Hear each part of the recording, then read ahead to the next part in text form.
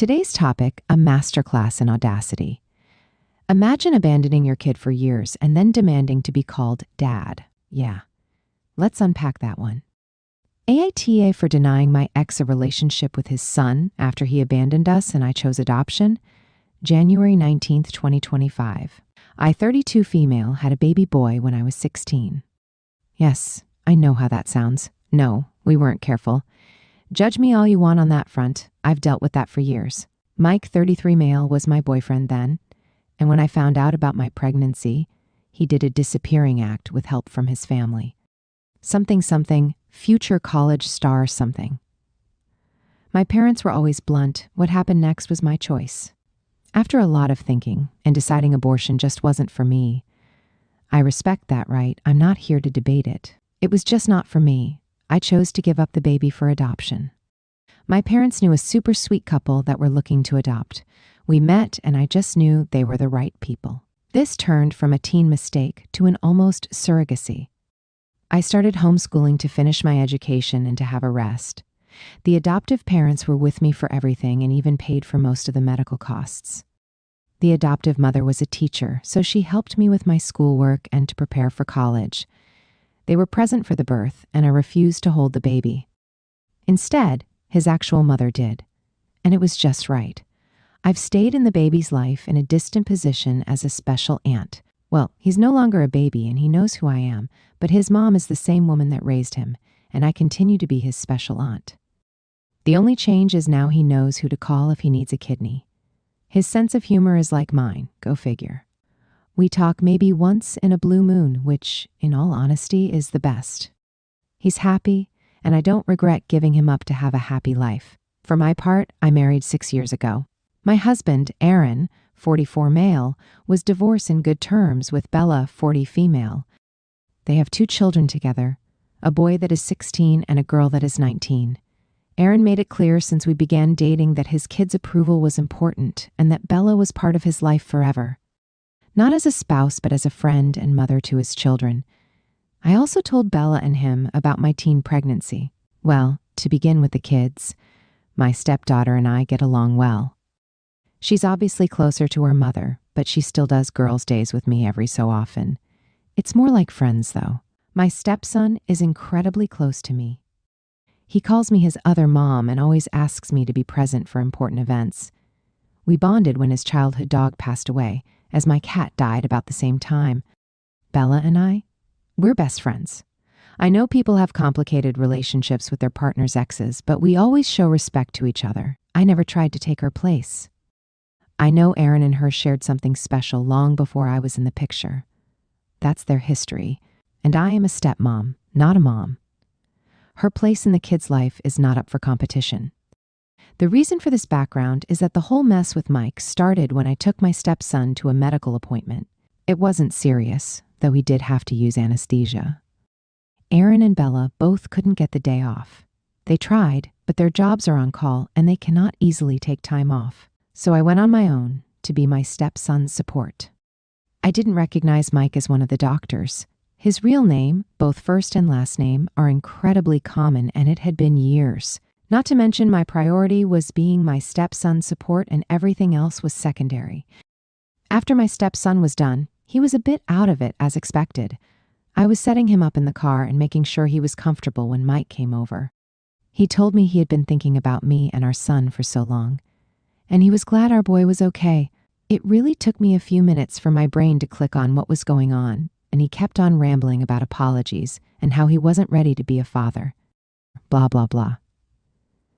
Eventually, I just sigh and loudly said, "This is not the baby I was pregnant with. I gave him up for adoption after I gave birth. I am a stepmother." My loopy stepson chimed in with, "Other mom." I had to hold back a smirk, to be honest. Mike was stunned by that, and it gave me time to catch him up on the important details. I gave up the baby. He knows what happened and why I gave him up. I married a man with 2 children. I am happy and don't want him in my life. And no, I won't give him contact information for the adoptive family. He is 16 years too late. That was the end of it, and I got into my car to get my stepson home to rest.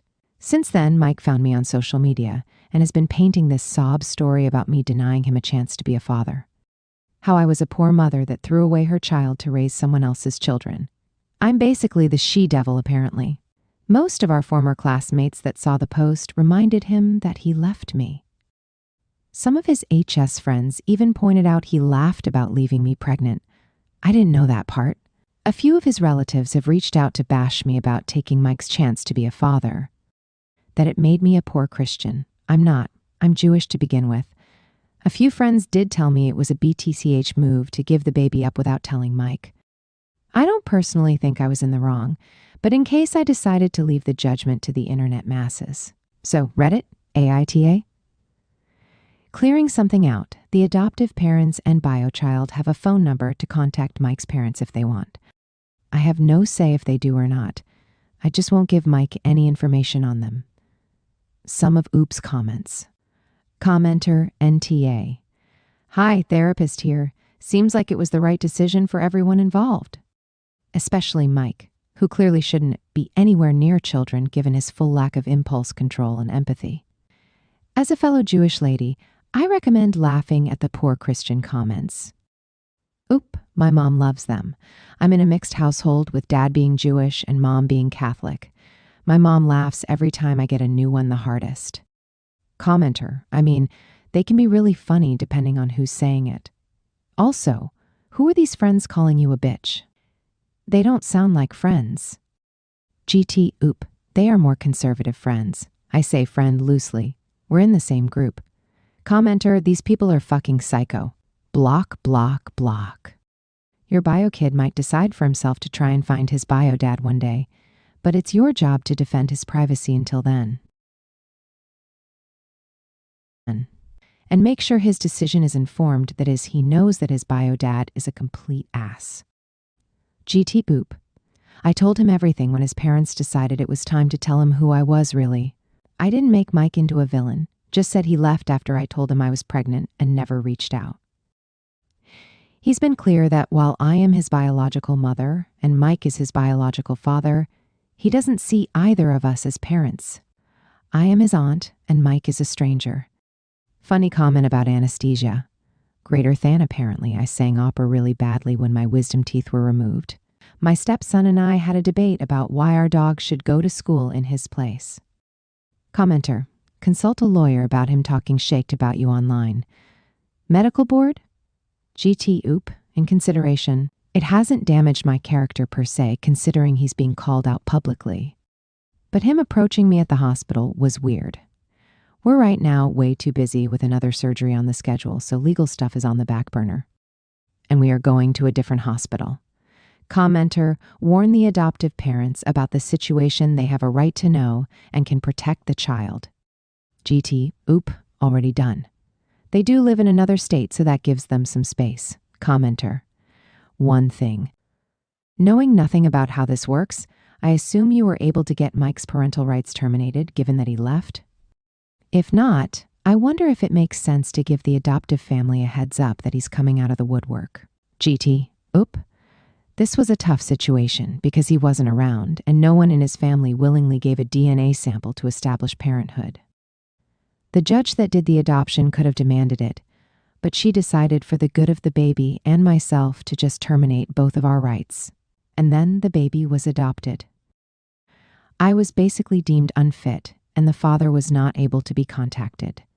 And the court did try really hard to get him. To another commenter, it wasn't done with his consent. He was MIA. When the adoption process began, we tried to reach out, and his family didn't even hold a conversation. The judge involved tried to have the courts contact him, and he didn't respond either. Eventually, the abandonment time frame was hit, and his rights were terminated for abandonment. Mine were willingly terminated since I presented myself as an unfit mother.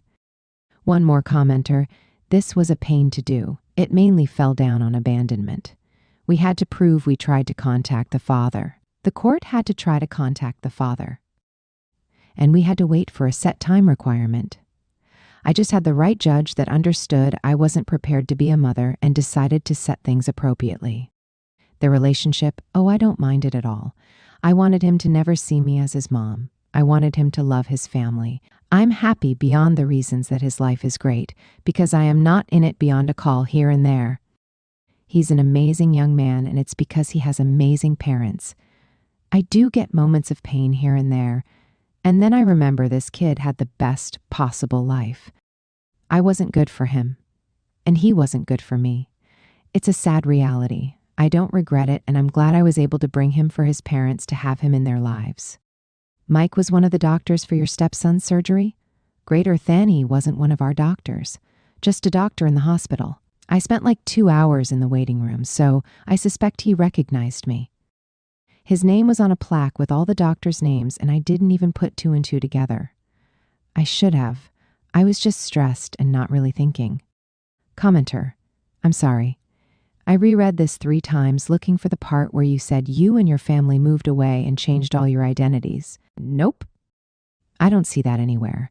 So, this college star and his scumbag family knew exactly where you were and how to find you for the last 16 Fahrenheit skiing years. And yet you're the monster who denied him a chance to get to know his son and be the dad he was destined to be? Oh, that's just fucking rich. What a bunch of complete asswipes. Don't let him or his douchebag family anywhere near your son or his adoptive parents. Oop, I didn't even go out of state for college. Went to the local university in town. And this isn't a massive city either. Update. February 5th, 2025, 17 days later. I'm going to start with the important matter. A lot of people were worried about my biological kid and what he wished for when it came to Mike. Well, I got his permission to post this. He spoke to Mike once a few days after I told him where he could find Mike. I won't share all the details, only the final decision. There won't be any more contact between them. The kid doesn't want a second dad, and Mike wasn't willing to be in his life unless he had the position of dad. So he's going no contact with Mike. There was more to it, but it's very personal, and I feel it's not my place to share it. The kid and I will continue to have a relationship as aunt and nephew. And he knows whatever he needs medically. I'll always be first in line to give blood, kidney, etc. For those wondering why Mike is so big into contact with the kid, I found out a few details via his friends. Mike can have more kids. He just hasn't had a stable relationship in years, which I can believe since I finally had enough and decided to accept going to have coffee with him to get some things squared away. My husband came, of course, but he sat at another table to let me deal with it. I asked him to. The conversation was a shit show, to be honest. Mike brought me flowers and chocolate-covered strawberries, my old favorites. He treated it all like some date. I nipped that bud immediately. I introduced my husband and told him we were very much in love and happy, so I don't appreciate any attempts at unwanted romance. Once we sat down, he started by telling me what I knew about him having failed relationships, that he felt no woman could meet his standards for a wife and mother to his children since he already saw me as that. He claims he feels guilty for choosing college over me and our baby. He was well aware of the court dates regarding custody and that I was trying to put the baby up for adoption. When he saw me taking care of my stepson, he thought I had chickened out of giving the baby away. Seeing me be all caring of our baby boy made him think how great it would be if the 3 of us could be a family, and maybe have a bigger family down the road. He had the gall to ask me if I would consider divorcing my husband and try to fight for custody of our son. I have to admit, I laughed in his face. I probably was overly cruel, but I had years of stress, heartache, and judgmental encounters to drop on him. I told him all I saw in him was a coward that instead of staying to make adult decisions decided to run with help of mommy and daddy. That any love I had for him died the day I had to push out a full human being, and instead of knowing I had support from him, there was a big empty spot where the dad was supposed to be. That I almost ruined my life and had to throw away prom, senior pictures, and even graduation because I was far too pregnant to party, appear on the yearbook, or walk into stage to get my diploma. He got to party and enjoy life while I had to fight tooth and nail for an inch of respect, yet we both had unprotected sex. The only difference is his DCK wasn't big enough to pop a baby out or satisfy a woman to begin with. That was a bit mean, but not sorry. After I calmed down, I simply told him I had a happy life with a man that loves me. Great stepkids are the greatest gift. A best friend who lets me be a stepmom to her children. A nephew who I adore. and who, despite our history as biological mother and child, he still loves me as his special aunt rather than hates me. My family is perfect because he's not part of it, and I have no intentions to live in his fantasy. And that I can't wait to get pregnant with my husband's child to add to that perfection. I also told him to leave our biological kid alone. He has made his choice, and it is up to him if he ever reaches out for Mike. And also let him know I would be making a formal complaint to his hospital for his harassment. Good thing my husband took screenshots, because by the time we got home, Mike had deleted all the posts. A lot of his former friends did repost screenshots making fun of him. The silver line in all of this is that I have reconnected with my high school classmates, and to be honest, they are great people. Seems Mike is in a handful that stayed in his school hype mindset. It's been about 3 days and no signs of Mike. My husband did get the biggest ego boost when he overheard me going off on Mike and has been insufferable in a good way. So, there's mostly good news. Hopefully one of these days we'll get even more good news since we actually are excited at the idea of having a baby together. Some of Oop's commenter regarding him asking you to divorce your husband and fight together for our son, outside of getting physical, there's practically no overreaction to that. Oop, I almost got physical to be honest, but I had my nails just done. He wasn't worth breaking a nail. Commenter, very few things are worth breaking a nail, but honorable. Breaking one to hurt that bastard would have been one of those things. Oop, yeah, but he's not worth the $150 bill. He wasn't even worth the $14 bill at the cafe.